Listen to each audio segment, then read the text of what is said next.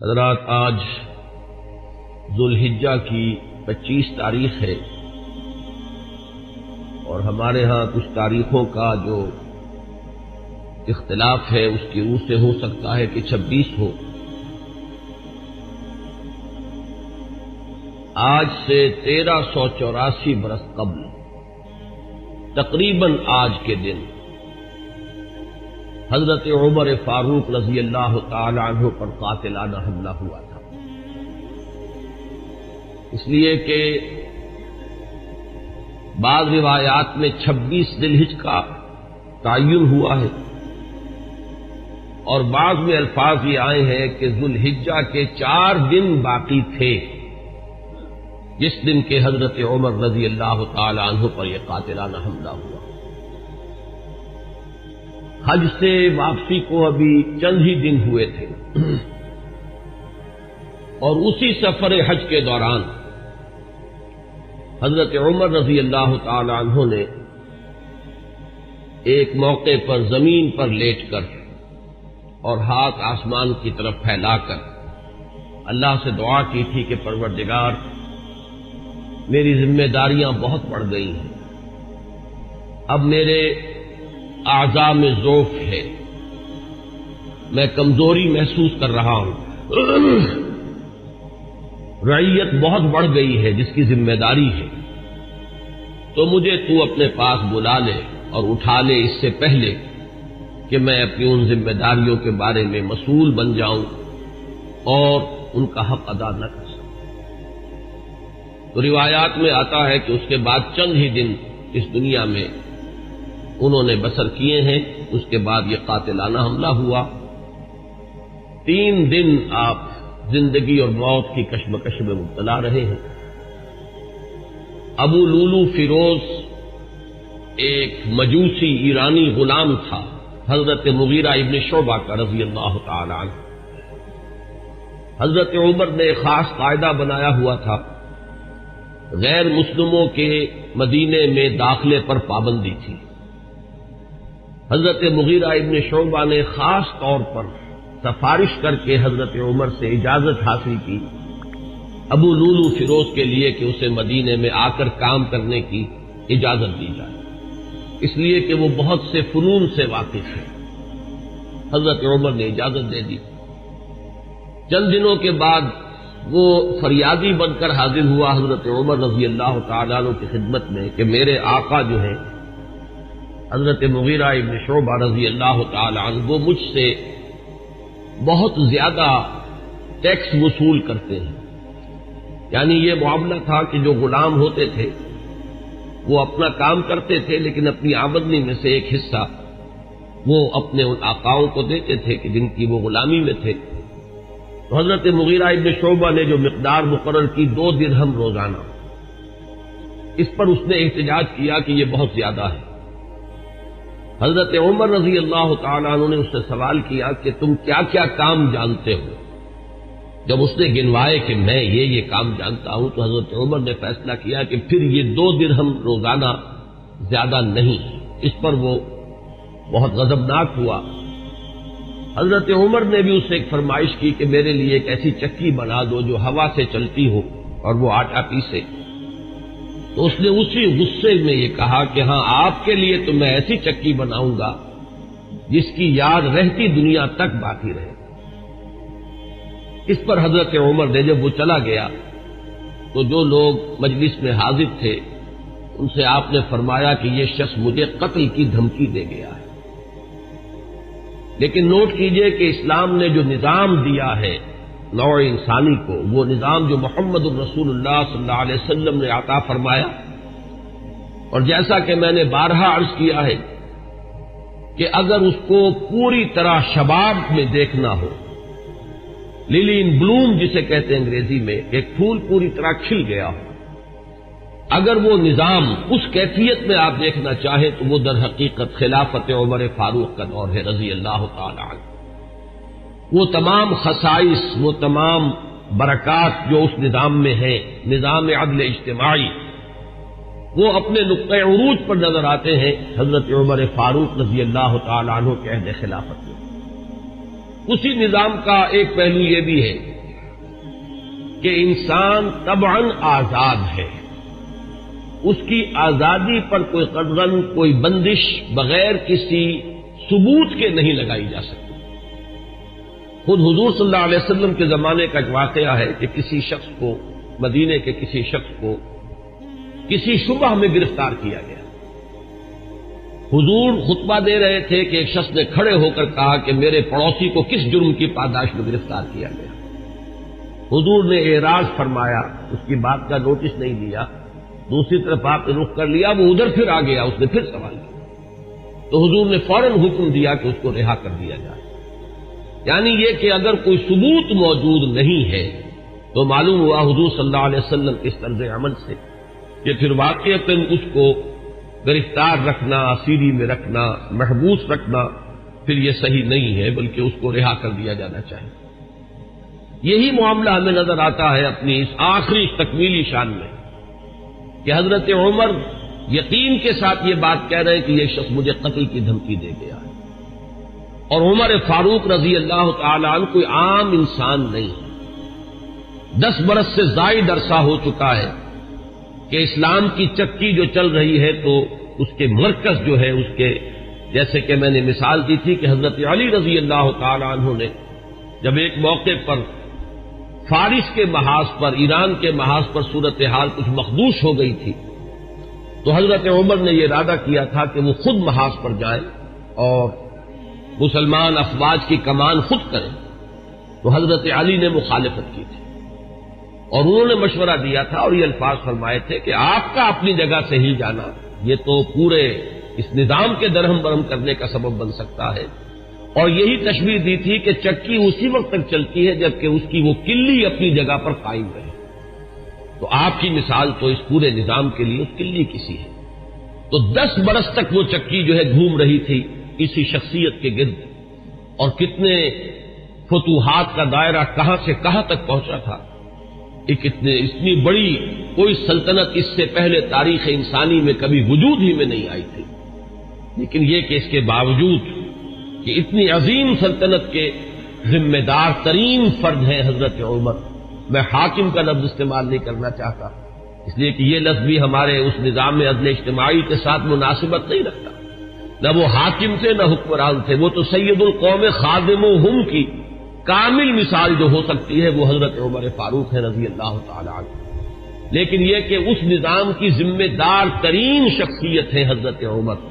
لیکن انہوں نے اپنے حفاظت کا کوئی اہتمام نہیں کیا، کوئی باڈی گارڈ کا انتظام نہیں کیا، دوسری طرف یہ کہ اس شخص کو قید نہیں کیا، اسے مدینے سے شہر بدر نہیں کیا، بلکہ یہ کہ چونکہ یقین ہے اس بات پر کہ زندگی اور موت اللہ کے ہاتھ میں ہے، لہذا وہ ہمیں نظر آتا ہے کہ ایک طرف توکل اس کی یہ شان ہے، دوسری طرف فراست کا یہ عالم ہے کہ اس کے اس جملے کی بات آپ نے پالی ہے کہ یہ مجھے قتل کی دھمکی دے گیا ہے، تیسری طرف اسلامی نظام میں لوگوں کی آزادی کا جو عالم ہے وہ نمایاں ہو رہا ہے کہ ایک ایسے شخص کو جس کے بارے میں شک ہے اس کو گرفتار نہیں کیا جا رہا، اس کے خلاف کوئی تعذیبی کارروائی نہیں ہو رہی۔ بہرحال اس شخص نے چند ہی دن کے بعد فجر کی نماز جب حضرت عمر فاروق ادا کرنے کے لیے آگے بڑھے ہیں اور آپ نے نیت باندھی، یہ شخص پہلی صف میں موجود تھا اور اس کا خنجر جو ہے 2 دھاری خنجر، دونوں طرف اس کے جو ہے وہ دھار تھی، اس کو اس نے حضرت عمر رضی اللہ تعالی عنہ پر جو وار کیے تو 6 وار حضرت عمر پر اس نے پے بپے کیے، حضرت عمر گر گئے رضی اللہ تعالی عنہ۔ حضرت عبد الرحمن ابن عوف نے مختصر ترین صورتوں کے ساتھ پھر وہ نماز فجر ادا کروائی۔ نماز کا یہ عالم ہے کہ یہ نہیں ہوا کہ وہ درہم برہم ہو گیا ہو نظام، لیکن یہ کہ چونکہ جیسے کہ میں ابھی یہ لفظ استعمال کر رہا تھا کہ اس وقت جو وہ نظام مملکت تھا یا نظام حکومت تھا اس میں مرکزی حیثیت حضرت عمر فاروق کی تھی رضی اللہ تعالی عنہ، اسی طرح اسلام کے نظام میں یہ اقامت صلاۃ ہے کہ اس کی وہی اہمیت ہے کہ اگرچہ حضرت عمر فاروق زخمی ہو گئے، گر گئے، لیکن جماعت کا نظام وہ درہم برہم نہیں ہوا ہے، نماز ادا کی گئی ہے 2 رکعتیں جو ہے مختصر ترین قرات کے ساتھ۔ پھر لوگوں نے اس کو پکڑنے کی کوشش کی ہے تو اس نے مزید وار کر کے 13 افراد کو اور زخمی کیا۔ ایک شخص جب اس طریقے سے بکھرا ہوا ہو اور دوسرے لوگ تیار نہ ہو تو صورتحال سمجھ میں آتی ہے. ان میں سے 6 حضرات جو ہیں وہ شہید ہو گئے. معاملہ صرف حضرت عمر کا نہیں. پکڑنے کی جب کوششیں ہر طرح سے ناکام ہو گئی تو کسی عراقی شخص کے بارے میں آتا ہے کہ اس نے کوئی کپڑا کمبل وغیرہ اس کے اوپر ڈالا ہے، تب وہ قابو میں آیا ہے، لیکن پھر اس نے فوراً خودکشی کر دی. حضرت عمر رضی اللہ تعالیٰ عنہ نے سوال کیا، جیسے ہی آپ اس قابل ہوئے کہ سوال کر سکیں کہ میرا قاتل کون ہے. جب بتایا گیا کہ وہی ابو لولو فیروز ہے تو آپ نے اللہ کا شکر ادا کیا کہ اللہ کا شکر ہے کہ میرا قاتل کوئی مسلمان نہیں ہے. یعنی جو بات کے 12-13 برس بعد ہونے والی تھی، حضرت عثمان رضی اللہ تعالیٰ عنہ کے قاتلین وہ جو بھی آپ انہیں کہیں نام نہاد مسلمان تھے، کلمہ گو تھے، وہ محمد الرسول اللہ صلی اللہ علیہ وسلم کا کلمہ پڑھنے والے تھے، کلمہ شہادت کو انہوں نے اپنے لیے ڈھال بنایا. اس سے جو فتنہ شروع ہوا ہے جس کو میں اس سے پہلے بیان کر چکا ہوں کہ الفتنۃ الکبریٰ، سب سے بڑا فتنہ جو ہے وہ حضرت عثمان رضی اللہ تعالیٰ عنہ کی شہادت سے شروع ہوا ہے.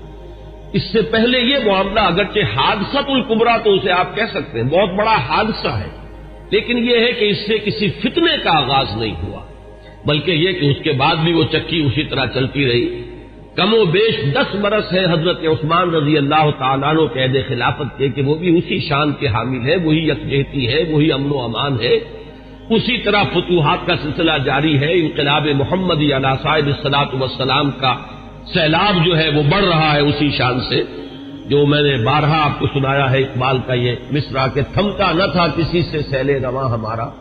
تو کم و بیش 10 برس اس کے بعد یہ کیفیت طاری رہی ہے، تو اس سے کسی بڑے فتنے کا آغاز نہیں ہوا. حضرت عمر رضی اللہ تعالیٰ عنہ پر یہ قاتلانہ حملہ ہوا ہے 26 یا یہ کہ 25، 26، 27 ان میں سے کوئی تاریخ ہوگی. 4 دن بقایا تھے. اب اگر 30 کا مہینہ ہو تو اس کی تاریخ اور بن جائے گی، 29 کا ہو تو کچھ بدل جائے گی. تقریباً وہ آج کا دن ہی پڑتا ہے، اور یہ ہے سن 23 ہجری. انتقال ہوا ہے تو پھر تدفین جو ہوئی، حضرت صہیب رومی رضی اللہ تعالی عنہ کے بارے میں وصیت تھی کہ وہ میری نماز جنازہ ادا کرے، اس کی امامت کرے. تو یکم محرم الحرام سن 24 ہجری کو تدفین ہوئی ہے. تدفین کا یہ واقعہ بھی بڑا اہم ہے، اور آپ سب حضرات کے علم میں ہوگا کہ حضرت عمر نے اپنے صاحبزادے عبداللہ ابن عمر رضی اللہ تعالی عنہما کو بھیجا حضرت عائشہ کی خدمت میں کہ میری بڑی خواہش ہے کہ آپ کے حجرے میں میں دفن ہو جاؤں جہاں محمد الرسول اللہ صلی اللہ علیہ وسلم اور حضرت ابوبکر صدیق رضی اللہ تعالی عنہ مدفون تھے. حضرت عائشہ نے فرمایا، اور اس سے جو مقام ان کی نگاہ میں تھا حضرت عمر کا وہ بھی ظاہر ہوتا ہے کہ کس طرح انہوں نے اثار کیا ہے، کس قدر ان کے لیے یہ مرحلہ کٹھن ہوگا فیصلے کا کہ اس حجرے میں صرف ایک قبر کی جگہ اور تھی. حضرت عائشہ نے فرمایا ام المومنین رضی اللہ تعالی عنہا کہ یہ جگہ میں نے اپنے لیے مخصوص کی ہوئی تھی، میں چاہتی تھی کہ میں خود یہاں دفن ہوں، اور اس میں کوئی حرج نہیں تھا، اس لیے کہ حضور دفن تھے وہاں، وہ آپ کے شوہر تھے، حضرت ابوبکر دفن تھے، وہ ان کے والد تھے، لیکن میں عمر کو اپنی ذات پر ترجیح دیتی ہوں، لہذا میں اجازت دیتی ہوں کہ حضرت عمر کو وہاں دفن کر دیا جائے. جب حضرت عمر کے پاس واپس آئے ہیں حضرت عبداللہ ابن عمر، اور آپ نے پوچھا ہے کہ کیا جواب لائے، اور جواب دیا گیا کہ اجازت ہو گئی ہے، تو فرمایا کہ یہ آخری آرزو تھی زندگی کی، اللہ کا شکر ہے کہ وہ پوری ہو گئی. حضرت عمر رضی اللہ تعالیٰ عنہ کی ولادت ہوئی ہے عام فیل کے 13 سال بعد. یہ آپ کو معلوم ہوگا کہ عام الفیل جو ہے، جس سال کے ابرہہ نے حملہ کیا تھا خانہ کعبہ پر، وہ آیا تھا لے کر مکے پر چڑھائی کے لیے اپنے ہاتھیوں کے ساتھ اپنا ایک لشکر جرار لے کر آیا تھا، اسی سال حضور کی ولادت باسعادت ہوئی. 13 برس بعد حضرت عمر کی ولادت ہے، گویا کہ جب آفتاب نبوت طلوع ہوا ہے، یعنی جب کہ وحی کا آغاز ہوا ہے، تو حضرت عمر رضی اللہ تعالیٰ عنہ کی عمر 27 برس تھی. اور چھٹے سال، اس میں بالکل اتفاق ہے کہ چھٹے سال نبوت میں، یعنی جب کہ حضور صلی اللہ علیہ وسلم کو آغاز وحی کو آپ پر 6 برس ہو چکے تھے، اس سال یہ ایمان لائے. اس میں کسی اختلاف کی گنجائش نہیں ہے، بلکہ یہ کہ حضرت حمزہ رضی اللہ تعالیٰ عنہ کا بھی کیونکہ سال ایمان لانے کا سال وہی ہے، لہذا اس میں ذرا سا مجھے آج تحقیق کرنی پڑی تو معلوم ہوا کہ حضرت حمزہ پہلے ایمان لائے ہیں، حضرت عمر بعد میں. فرق جو ہے وہ صرف 3 دن کا ہے. حضرت حمزہ 3 دن قبل ایمان لائے ہیں اور حضرت عمر رضی اللہ تعالی عنہ یہ 3 دن کے بعد ایمان لائے. تو جس وقت وہ ایمان لائے ہیں اس کا مطلب یہ ہے کہ 33 برس عمر تھی حضرت عمر رضی اللہ تعالی عنہ کی، اور جب آپ کا انتقال ہوا ہے، شہادت ہوئی ہے، تو 63 برس عمر تھی، اور یہ وہی عمر ہے جس میں کہ حضور صلی اللہ علیہ وسلم کا انتقال ہوا اور حضرت ابوبکر کا انتقال ہوا. یعنی جو قرب اور اعتبارات سے ہے، صاحبین کو، شیخین کو، جو بھی آپ انہیں کہیں، حضرت ابوبکر حضرت عمر رضی اللہ تعالی عنہما، ان دونوں کی جو مشابہتیں حضور کے ساتھ ہیں وہ اس پہلو سے بھی ہے کہ اس دنیاوی زندگی جو ہے اس کا کی وہی مقدار ہے، اتنے ہی عرصے حضور اس دنیا میں رہے ہیں، اس حیات دنیاوی میں، اور اتنے ہی عرصے حضرت ابوبکر اور حضرت عمر رضی اللہ تعالی عنہما. اس کے بعد چند الفاظ جو امام نووی کے ہیں وہ میں آپ کو پڑھ کر سنا رہا ہوں. وَكَانَ مِنْ أَشْرَافِ قُرَيْشِ، قریش کے انتہائی جو باعزت گھرانے ہیں ان میں سے ان کا تعلق ہے. یہ بنو عدی سے تعلق رکھتے تھے، اور 8ویں پشت میں حضور کے ساتھ سلسلہ نسب حضرت عمر فاروق رضی اللہ تعالی عنہ کا مل جاتا ہے. وَإِلَيْهِ كَانَتِ السِّفَارَةُ فِي الْجَاهِلِيَّةِ، اب ان کا جو مقام جاہلیت میں تھا، اس میں بھی سمجھیے ایام جاہلیت سے مراد ہے اسلام لانے سے پہلے جو ان کا مقام اپنے اس نظام میں تھا جو قبائلی نظام تھا عرب کے اندر. قریش میں ان کی حیثیت کیا تھی؟ تو وَإِلَيْهِ كَانَتِ السِّفَارَةُ فِي الْجَاهِلِيَّةِ كَانَتْ قُرَيْشُ إِذَا وَقَعَتِ الْحَرْبُ بَيْنَهُمْ أَوْ بَيْنَهُمْ وَبَيْنَ غَيْرِهِمْ بَعَثُوا سَفِيرًا أَيْ رَسُولًا وَإِذَا نَافَرَهُمْ مُنَافِرٌ أَوْ فَاخَرَهُمْ مُفَاخِرٌ بَعَثُوهُ مُنَافِرًا أَوْ مُفَاخِرًا. اب یہ قبائلی زندگی کا پورا نقشہ اس عبارت میں آ گیا ہے کہ جہاں کہیں کوئی جنگ ہوتی تھی، جھگڑا ہوتا تھا قریش کا خود اپنے اندر دو گھرانوں کے مابین، یا قریش کا بحیثیت قبیلہ کسی دوسرے قبیلے سے، تو حضرت عمر کو سفیر کی حیثیت سے بھیجا جاتا تھا. یہ ان کا مقام ہے. اور اگر کہیں کوئی مفاخرت ہو جاتی تھی، کہیں کسی بڑے شاعر اور خطیب نے کھڑے ہو کر وہ اپنے قبیلے کے جو ہے مفاخر بیان کیے، تو وہاں پر پھر مقابلے کے لیے بھی، اس تفاخر کے لیے بھی حضرت عمر کو بھیجا جاتا تھا. تو یہ ان کا مقام اپنی اس زندگی میں تھا. 2 روایات اب میں آپ کو سنا رہا ہوں حضرت عمر کے اسلام کے ضمن میں جو حضور کی دعا منقول ہے. ایک دعا جو ہے اس میں مشہور ہے، عام طور پر حضرت عمر کے موضوع پر، سیرت کے موضوع پر جو تقریریں آپ نے سنی ہوں گی ان میں آپ کے سننے میں آئی ہوگی. ایک دوسری ہے، وہ بھی میں چاہتا ہوں کہ آج آپ سن لیں. پہلی روایت امام ترمذی رحمۃ اللہ علیہ لائے ہے، اور اس کے راوی حضرت عبداللہ ابن عمر ہے رضی اللہ تعالی عنہما. ان النبی علیہ الصلوۃ والسلام قال، حضور صلی اللہ علیہ وسلم نے فرمایا، اللہم اعز الاسلام باحب هذین الرجلین الیک، بعمر بن الخطاب او بابی جہل بن ہشام. اور اسی روایت کو طبرانی نے حضرت ابن مسعود اور حضرت انس رضی اللہ تعالی عنہما سے روایت کیا. گویا کہ یہ 3 روایتیں ہیں، لیکن یہ کہ سند کے اعتبار سے جو امام ترمذی کی روایت ہے وہ چونکہ اونچی ہے لہذا متن اس کا دیا ہے. باقی یہ روایت جو ہے طبرانی لائے ہے حضرت عبداللہ ابن مسعود سے اور حضرت انس سے رضی اللہ تعالی عنہ کہ اے اللہ، ان 2 اشخاص میں سے جو تجھے محبوب ہو اس کے اسلام کے ذریعے سے اسلام کو عزت عطا فرما. کون ہے وہ 2 اشخاص؟ حضرت عمر رضی اللہ تعالی عنہ، عمر بن الخطاب، اور عمرو ابن ہشام. ابو جہل اس کی اصل میں کنیت ہے، نام اس کا عمرو تھا. یہ عمر ہے، وہ عمرو ہے. عمرو ابن العاص واو آئے گا اس میں، لیکن وہ عمرو نہیں ہے بلکہ عمرو ہے. عمرو ابن العاص یہ عمرو ابن ہشام تھا. میں اس سے پہلے بیان کر چکا ہوں کہ حضور نے ان دونوں کو کیوں سامنے رکھا. یہ ذہن میں رکھیے، اس کو میں اس وقت یہاں بیان نہیں کروں گا کہ شخصی اوصاف کے اعتبار سے شجاعت، بہادری، جس چیز کو تسلیم کر لے پھر اس کے لیے گردن کٹوانے کے لیے تیار ہو جانا. ایک وہ لوگ ہوتے ہیں جو حقیقت کو تسلیم بھی کر لیتے ہیں، لیکن یہ کہ پھر بھی وہ آگے نہیں بڑھتے، پیچھے ہی رہتے، بچ بچ کر چلتے ہیں، اور وہ اپنا دامن جو ہے بچا کر جو ہے کسی چیز کا ساتھ بھی دیتے ہیں اور تحفظات کے ساتھ دیتے ہیں. ایک وہ لوگ ہوتے ہیں جو بات قبول کر لے پھر ہر کے بعد آباد، اب گردن بھی کٹوا دیں گے، جان دے دیں گے. ان اعتبارات سے مشابہت ہے حضرت عمر کی شخصیت میں اور ابو جہل کی شخصیت میں. اس نے بھی گردن کٹوا دی بالفعل اپنے اس دین باطل کے لیے، اور اس کی جو وہ کیفیت ہے وہ بارہا میرے بیان میں آپ سن چکے ہیں کہ جب گردن کاٹی جا رہی تھی تب بھی اس نے یہ کہا تھا کہ میری ذرا نیچے سے گردن کاٹنا، تاکہ جب اس کو اب تم رکھو چڑھاؤ کسی نیزے کے اوپر تو اونچی نظر آئے، معلوم ہو کسی سردار کی گردن۔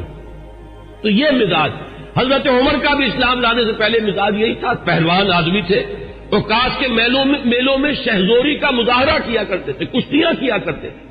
اور یہ امتزاج جو حضرت علی رضی اللہ تعالیٰ عنہ میں ہمیں نظر آتا ہے کہ وہ شجاع بھی تھے اور بہت بڑے عالم بھی تھے، یہی امتزاج حضرت عمر کی شخصیت میں، انتہائی شجاع، بہادر، میدان کے مرد، کشتیاں لڑنے والے، مقابلہ کرنے والے، اور پھر یہ کہ بہت بڑے ماہر انصاب، یہ بہت بڑا علم تھا اس وقت، بہت بڑے ناقد اور جو اشعار کے محاسن ہیں ان کو پرکھنے والے، اس کے بارے میں رائے دینے والے، اور فقہا میں تو پھر جو ان کا مقام ہے وہ آپ کو معلوم ہی ہے کہ یہ صلاحیتیں بھی تمام و کمال، کہ علمی اور ذہنی صلاحیتیں بھی، اور پھر عملی جو ہے معاملہ وہ تو ازل من الشمس ہے۔ تو اس اعتبار سے ابو جہل ایک پہلو سے مشابہ تھا، اگر وہ بھی ایمان لے آتا، اور سورہ علق جو ہے قرآن مجید کے 30ویں پارے میں، جس میں شروع میں 5 آیتیں وہ ہے کہ جو تقریباً اجماع ہے کہ وہ اولین وحی ہے جو حضور پر ہوئی ہے، اس میں جس شخص کا ذکر ہے وہ یہی ابو جہل ہے، کہ اگر یہ شخص ایمان لے آتا تو کیا ہوتا۔ ارأیت ان کذب وتولی الم یعلم بان اللہ یری، یہ شخص جو ہے جو حضور صلی اللہ علیہ وسلم کی مخالفت میں قبر بستا ہے، اگر یہی شخص کہیں اسلام لے آتا تو واقعہ یہ کہ وہ عمر ثانی ہوتا، پھر حضرت عمر رضی اللہ تعالیٰ عنہ کے انداز کی اس کی شخصیت بھی ہوتی۔ تو یہ روایت جو ہے یہ تو بارہا آپ نے سنی ہوگی، اب ایک اور روایت میں آپ کو سنا رہا ہوں، اس کو امام حاکم نے حضرت عبداللہ ابن عباس رضی اللہ تعالیٰ عنہما سے روایت کیا ہے، اور اس کو امام طبرانی بھی لائے ہیں اپنی اوسط میں، تو وہ لائے ہیں حضرت ابو بکر سے روایت کر کے، اور اپنی کبیر جو ہے معجم الکبیر، اس میں یہ حدیث ثوبان کی حیثیت سے آئی ہے، اس کے الفاظ سنیے۔ عن ابن عباس رضی اللہ تعالی عنہما ان النبی صلی اللہ علیہ وسلم قال اللہم اعز الاسلام بعمر بن الخطاب خاصتا، اس روایت میں ابو جہل کا نام نہیں ہے، بلکہ خاص طور پر گویا کہ حضرت عمر ہی کے لیے حضور صلی اللہ علیہ وسلم دعا فرمائی اور اللہ تعالیٰ نے قبول فرمائی۔ اسی لیے ہمارے ہاں علماء حضرت عمر کے لیے لفظ استعمال کیا کرتے مراد رسول، کہ جن کے لیے خاص طور پر حضور صلی اللہ علیہ وسلم نے دعا کی ہے اور اللہ تعالیٰ نے آپ کی دعا کو شرف قبول عطا فرمایا ہے، اور حضرت عمر بن الخطاب کو ایمان کی توفیق عطا فرمائی۔ اب میں آپ کو کچھ تو وہ اس سے پہلے کہ میں حضور صلی اللہ علیہ وسلم نے جو مناقب بیان فرمائے ہیں حضرت عمر کے وہ بیان کروں، چند اقوال بعض صحابہ کے۔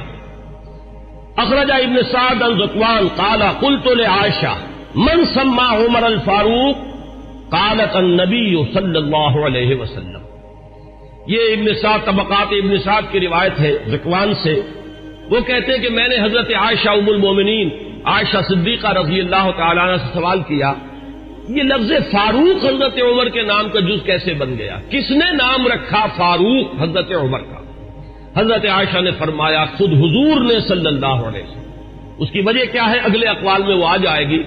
کہ جب حضرت عمر ایمان لائے ہیں تو پہلا شخص جس نے اپنے ایمان کا برملا اعلان کیا ہے اور جا کے نماز پڑھی ہے خانہ کعبہ میں کھلم کھلا، وہ حضرت عمر ہے۔ گویا کہ انہوں نے حق و باطل کے مابین ایک حد فصل قائم کر دی، یا یوں کہیے کہ 2 ادوار ہیں مکی دور میں، ان 2 ادوار میں حد فاصل ہے، فرق کر دینے والے حضرت عمر ہے۔ باقی بات صحابہ کے اقوال میں آپ کو اور سنا رہا ہوں تاکہ ان کی بھی آپ کے سامنے جو کنٹینٹ ہے واضح ہو جائے۔ واخرج ابن ماجہ والحاکم عن ابن عباس رضی اللہ عنہما، امام ابن ماجہ یہ تو آپ کو معلوم ہے کہ صحاح ستہ میں شامل ہے، اور امام حاکم نے روایت کیا ہے حضرت عبداللہ ابن عباس رضی اللہ تعالی عنہما سے، قال وہ فرماتے ہیں لما اسلم عمر رضی اللہ عنہ نزل جبرائیل فقال یا محمد صلی اللہ علیہ وسلم لقد استبشر اہل السماء باسلام عمر، جب حضرت عمر ایمان لائے تو حضرت عبداللہ ابن عباس فرماتے ہیں کہ حضرت جبرائیل حاضر ہوئے حضور کی خدمت میں صلی اللہ علیہ وسلم علیہ الصلوۃ والسلام، اور انہوں نے یہ فرمایا کہ اے نبی صلی اللہ علیہ وسلم آسمان والے بھی خوشیاں منا رہے ہیں عمر کے اسلام لانے سے۔ واخرج البخاری عن ابن مسعود رضی اللہ عنہ قال ما زلنا عزة منذ اسلم عمر رضی اللہ عنہ. حضرت ابن مسعود رضی اللہ تعالی عنہ سے روایت ہے، امام بخاری کی روایت ہے، یہ صحیح بخاری کی روایت. وہ فرماتے ہیں کہ جب ایمان لے آئے حضرت عمر تو پھر ہم پر کمزوری نہیں رہی، پھر ہم قوت والے ہو گئے، عزت والے ہو گئے. اب وہ بات نہیں رہی کہ ہم دبے دبے تھے، بلکہ ہماری بھی اب جو ہے ہمتیں بن گئی. ابن سعد کی روایت ہے، طبرانی اور ابن سعد کی ابن مسعود سے رضی اللہ تعالی عنہ، یہ ان کا قول ہے. کان اسلام عمر فتحا وکانت ہجرتہ نصرا وکانت امامتہ رحمتا وَلَقَدْ رَأَيْتُنَا وَمَا نَسْتَطِيعُ أَن نُّصَلِّيَ إِلَى الْبَيْتِ حَتَّى أَسْلَمَ عُمَرُ فَلَمَّا أَسْلَمَ عُمَرُ قَاتَلَهُمْ حَتَّى تَرَكُونَا فَصَلَّيْنَا. حضرت عبداللہ ابن مسعود جو ہے یہ مناقب میں بیان فرما رہے ہیں، حضرت عمر کا اسلام لانا گویا کہ اسلام کی فتح تھی، ان کی ہجرت اسلام کی نصرت تھی، ان کی امامت اسلام کے حق میں رحمت تھی. اور ہم اپنے آپ کو دیکھتے تھے، یعنی ایمان لا چکے تھے لیکن ہم بیت اللہ میں نماز نہیں پڑھ سکتے تھے جب تک کہ عمر اسلام نہیں لے آئے. جب عمر اسلام لے آئے تو پھر انہوں نے مقابلہ کیا کفار کا، تو انہوں نے پھر ہم سے تعارض کرنا چھوڑ دیا. اب ہم نے بیت اللہ میں نمازیں پڑھنی شروع کر دی. یہی وہ لفظ ہے جس کی وجہ سے کہ حضرت عمر فاروق قرار پا رہے ہیں. واخرج ابن سعد والحاکم عن حذیفہ رضی اللہ عنہ لما اسلم عمر كان الاسلام كالرجل المقبل لا يزداد الا قربا فلما قتل عمر كان الاسلام كالرجل المدبر لا يزداد الا بعدا. یہ بہت ہی حکیمانہ قول ہے حضرت حذیفہ کا رضی اللہ تعالی عنہ، اور اسے امام حاکم نے اور ابن سعد نے دونوں نے روایت کیا ہے. یہ حضرت حذیفہ فرما رہے ہیں کہ جب حضرت عمر اسلام لے آئے تو اسلام ایک آنے والے شخص کے مانند ہو گیا کہ جو شخص آ رہا ہو وہ ہر لحظہ آپ سے قریب تر ہوتا چلا جا رہا ہے. گویا کہ یہ اسلام کی ترقی کا ایک اور اسلام کے اقبال کا یہ ایک کی علامت بنا ہے حضرت عمر کا اسلام لانا. ولما قتل عمر، اور جب عمر شہید کر دیے گئے رضی اللہ تعالی عنہ، کان الاسلام کالرجل المدبر، تو اب اسلام ایک جانے والے شخص کے مانند ہو گیا، لا یزداد الا بعدا، کہ جو جانے والا ہے وہ ہر قدم جو اٹھاتا ہے وہ ہم سے اور دور ہوتا چلا جاتا ہے. گویا کہ اسلام کی عزت کا جو نقطہ عروج ہے، کلائمیکس ہے، وہ حضرت عمر کی ذات ہے کہ در حقیقت ان کے ساتھ ہی اسلام کا دور اقتدار شروع ہوا، غلبہ دور. وہ حدیث جو ہے بہت اہم ہے جو امام مسلم لائے ہیں حضرت ابو ہریرہ رضی اللہ تعالی عنہ سے کہ حضور نے فرمایا بدا الاسلام غریبا وسیعود کما بدا فطوبى للغرباء. اسلام کا جب آغاز ہوا ہے تو وہ اجنبی سا تھا، لوگ اس کے جاننے پہچاننے والے نہیں تھے، کچھ اس کے ہمدرد و غمخوار نہیں تھے، بلکہ اصل میں تو مخالفت تھی، مقابلہ تھا. حضور نے فرمایا کہ اب اگرچہ دور آ گیا ہے کہ اسلام کو غلبہ حاصل ہو گیا، لیکن عنقریب اسلام پھر اسی حالت کو لوٹ جائے گا.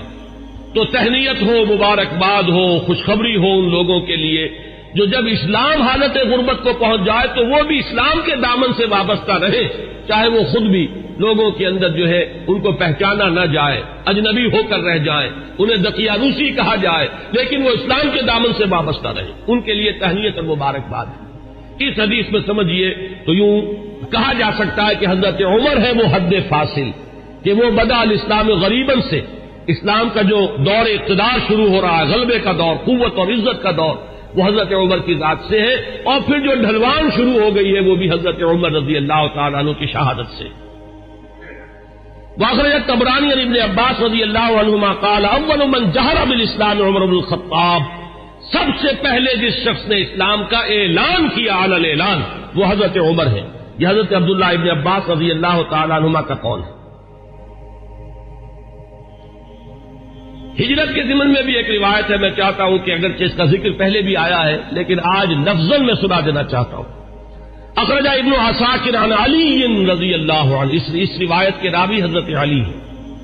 قال ما علمت احد هاجر الا مختفیا الا عمر بن الخطاب. حضرت عمر فرماتے میں نہیں جانتا کسی بھی شخص کو مگر یہ کہ اس نے ہجرت کی ہے خفیہ طریقے پر سوائے عمر بن الخطاب. یعنی جو بھی ہجرت کے لیے نکلتا تھا خفیہ طریقے سے نکلتا تھا، لوگوں کو معلوم نہ ہو جائے، خام خواہ راستہ روکیں گے، کوئی تکلیف پہنچائیں گے، سوائے حضرت عمر کے۔ اب آپ اس حضرت علی رضی اللہ تعالیٰ عنہ کی زبان سے حضرت عمر کی جو ہجرت ہے اس کا پورا واقعہ سنیے۔ فَإِنَّهُ لَمَّا هَمَّ بِالْهِجْرَةِ، اس لیے کہ جب حضرت عمر نے ارادہ کیا ہجرت کا، تقلد سیفہ، تو انہوں نے اپنی جو ہے تلوار جو ہے وہ لی، گردن میں ڈالی، وَتَنَكَّبَ قَوْسَهُ، اپنی کمان جو ہے وہ اپنے کندھے میں ڈالی، وَانْتَقَضَ فِي يَدِهِ أَسْهُمًا، اور اپنے ہاتھ میں تیر بھی لے لیے تیار کہ کمان سے کے ساتھ جو ہے وہ تیر جو ہے ہاتھ میں موجود ہو۔ وَأَتَى الْكَعْبَةَ، اور آئے وہ مسجد حرام میں کعبے کے پاس۔ وَأَشْرَافُ قُرَيْشٍ بِفِنَائِهَا،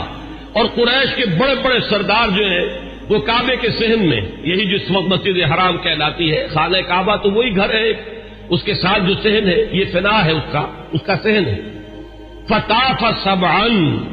تو 7 چکر لگائے حضرت عمر رضی اللہ تعالیٰ عنہ نے اسی کیفیت کے اندر خانہ کعبہ کے۔ ساتھ ہی آپ کو معلوم ہوگا اشواط ہوتے ہیں جب عمرے کے لیے یا حج کے اندر جب بھی وہ طواف کیا جاتا تو ساتھ ہے۔ ثم صلی رکعتین عند المقام، پھر مقام ابراہیم کے پاس آ کر پورے سکون سے 2 رکعتیں پڑھی۔ ثم اتی حلقہم واحد واحدۃ، پھر جو لوگ بیٹھے ہوئے تھے ایک ایک کے پاس آ کر انہوں نے کہا فقالت شاہق الوجوہ، لوگ چہرے جو ہے وہ کملا گئے، عزت ختم ہوئی، اور اس کے بعد فرمایا من اراد ان تسکلہ امہ او ییتم ولدہ او ترمل زوجتہ، جس شخص کی بھی یہ خواہش ہو کہ اسے روئے اس کی ماں اور یتیم ہو جائے اس کے بچے اور بیوہ ہو جائے اس کی بیوی، فلیلقنی وراء ھذا الوادی، تو وہ آئے اور اس وادی کے پیچھے ذرا مجھ سے مقابلہ کر لے۔ یہ اعلان کر کے ذرا الفاظ غور کیجئے، جس کا بھی ارادہ ہو، جو چاہتا ہو کہ اسے اس کی ماں روئے اور اس کے بچے یتیم ہو جائے اور اس کی بیویاں یا بیوی جو ہے وہ بیوہ ہو جائے، تو ذرا آ جائے میرا مقابلہ کر لے۔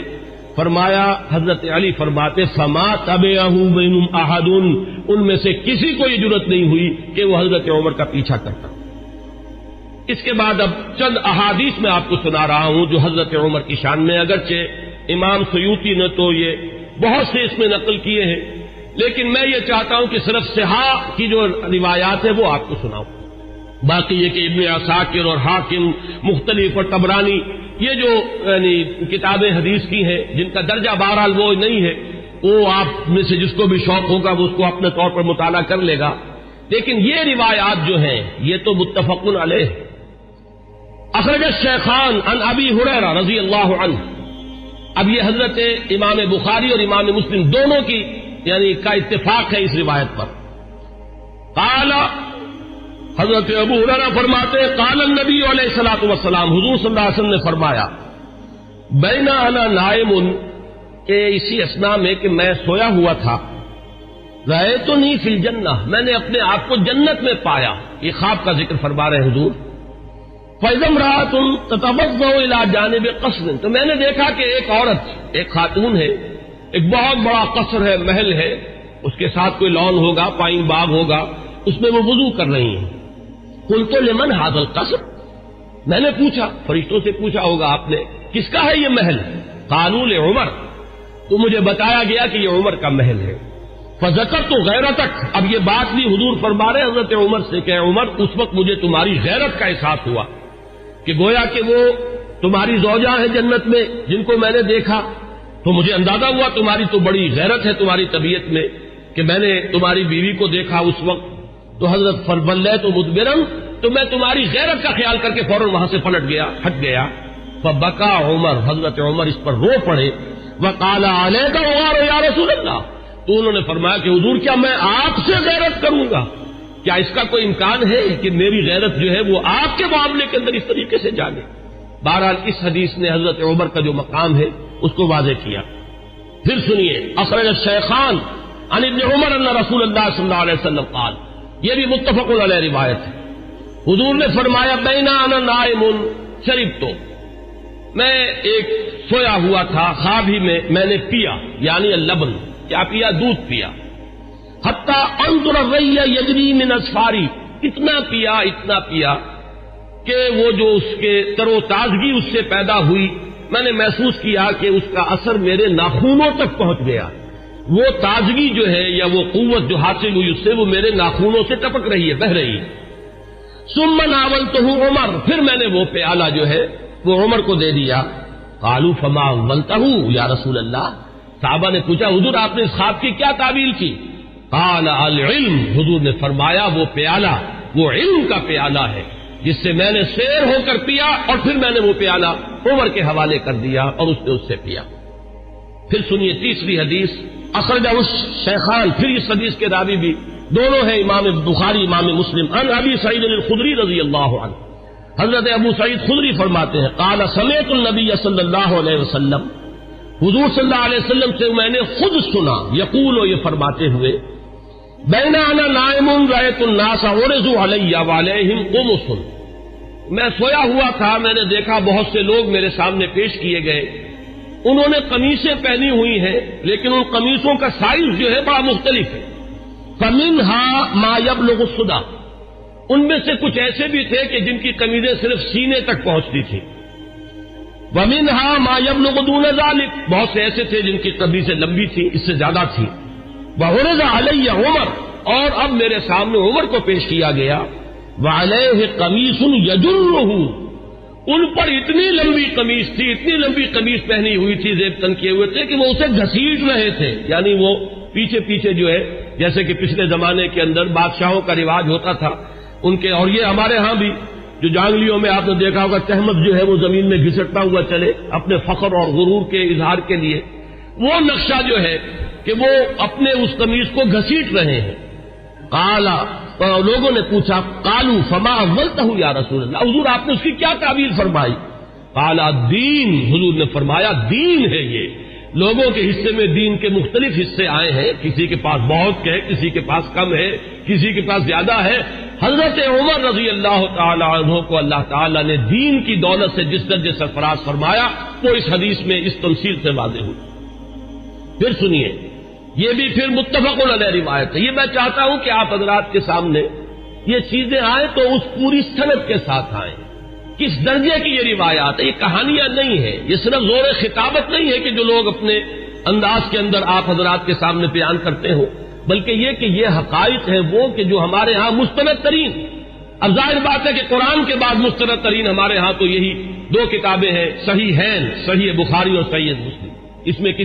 کسی کو بھی اہل سنت میں کسی شک و شبے کی گنجائش نہیں، اور ان کی یہ متفق علیہ روایات ہے۔ اس کے راوی حضرت سعد بن ابی وقاص رضی اللہ تعالی عنہ قال قال النبی علیہ الصلوۃ والسلام یا ابن الخطاب، حضرت سعد بن ابی وقاص فرماتے ہیں کہ حضور صلی اللہ علیہ وسلم نے فرمایا، اے خطاب کے بیٹے رضی اللہ عنہ، والذی نفسی بیدہ ما لقیک الشیطان سالکا فجا قط الا سلک فجا غیر فجک، اے خطاب کے بیٹے میں یہ دیکھتا ہوں کہ جس راستے سے تو چل رہا ہوتا ہے شیطان جو ہے اس راستے سے کنی کترا کر کسی اور گھاٹی میں سے نکل جاتا ہے، یعنی وہ آمنا سامنا کرنے کی قوت نہیں رکھتا ہے عمر تمہارے ساتھ۔ اب روایت جو ہے یہ صرف بخاری کی ہے، متفق علیہ نہیں، لیکن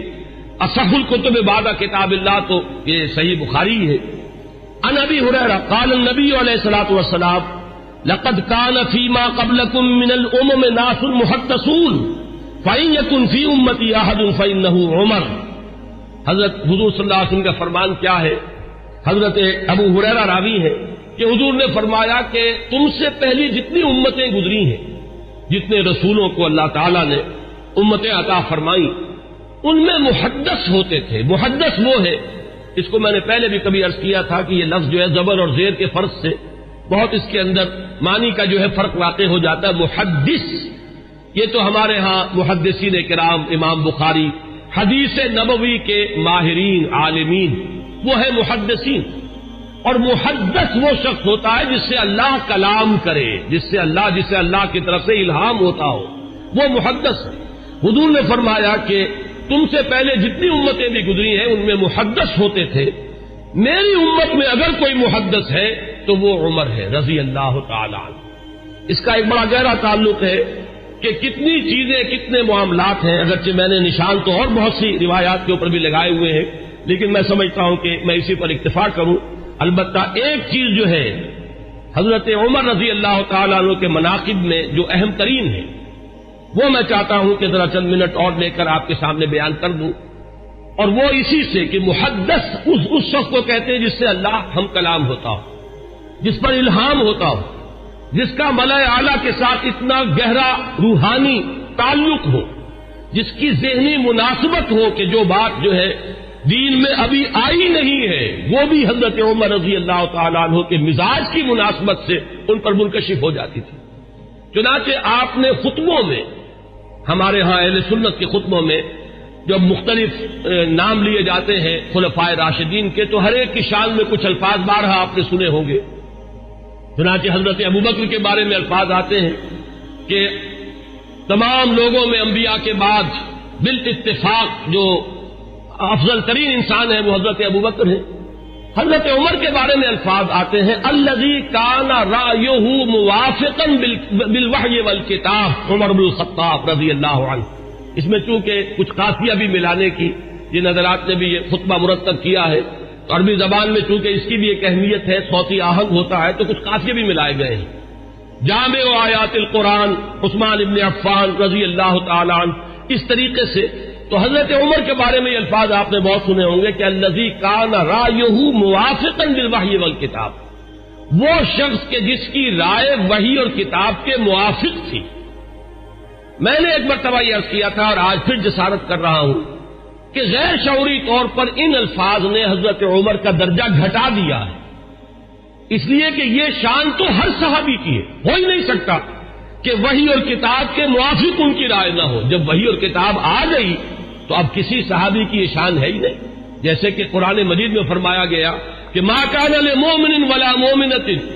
اذا قضى الله امرا ان يكون له الخيرة في امره. جب اللہ اور اس کے رسول کی طرف سے کوئی فیصلہ صادر کر دیا جائے پھر کسی مومن اور مومنہ کے لیے یہ ممکن ہی نہیں ہے کہ اس کے بعد بھی وہ کوئی اپنا اختیار سمجھے اور اپنی کوئی رائے علیحدہ رکھے. تو اس حد تک تو حضرت عمر کی بات بھی اگر ہے تو وہ تو تمام صحابہ کے ساتھ ہے. اصل شان تو یہ ہے کہ الذی کان الوحی والکتاب موافقا برأیہ. حضرت عمر کی شان یہ ہے کہ وحی اور کتاب نازل ہوئی ہے ان کی رائے کی موافقت میں. ایک رائے ان کی طرف سے پہلے آئی ہے اور کلام اللہ میں وہ حکم اس کے مطابق نازل ہو گیا ہے. ظاہر بات ہے کہ اس کا سبب نزول یہ نہیں ہے کہ حضرت عمر نے یہ فرمایا، معاذ اللہ، لیکن یہ کہ وہ موافقت نزول سے قبل کی مناسبت، وہ ذہنی اور باطنی اور روحانی اور قلبی جو مناسبت حضرت عمر کو حاصل تھی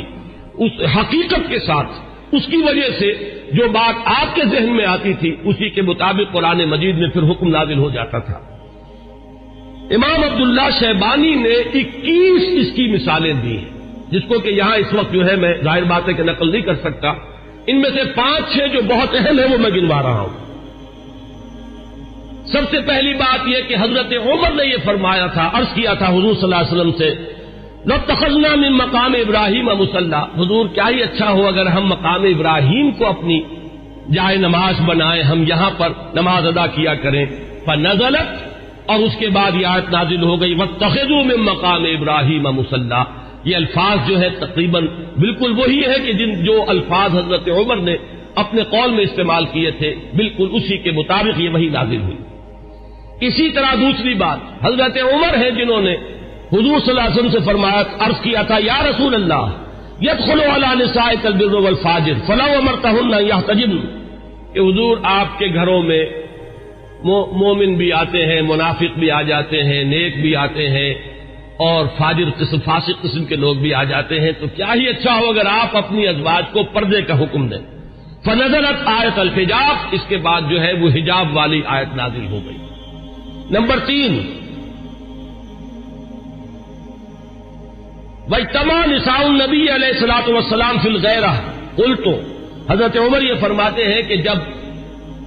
حضور صلی اللہ علیہ وسلم کے ازواج مطہرات نے وہ ایکا کر لیا تھا، یہ واقعہ ہے جو آتا ہے سیرت میں، حضور صلی اللہ علیہ وسلم سے نان نفقے کے مطالبے کے لیے کہ کچھ ہمارا بھی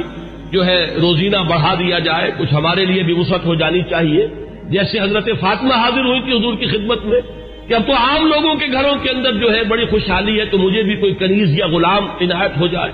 اسی طرح ازواج مطہرات کا معاملہ ہے، انہوں نے بھی اسی دلیل سے کہ اب تو عام لوگوں کے گھروں کے اندر بڑی خوشحالی ہو گئی ہے تو کچھ نہ کچھ ہمیں بھی وسعت اور کشادگی کا انتظام کر دیا جائے۔ تو جب یہ معاملہ ہوا تو حضرت عمر نے یہ کہا تھا، جو الفاظ فرمائے تھے اس کے مطابق وہ آیت نازل ہوئی، عسى ربه ان طلقكن ان يبدله ازواجا خيرا منكن۔ یہ تیسری مثال ہے۔ چوتھی مثال، بدر کے اسیروں کے ضمن میں جب مشورہ ہوا، حضرت عمر کی رائے یہ تھی کہ ان سب کو قتل کیا جائے،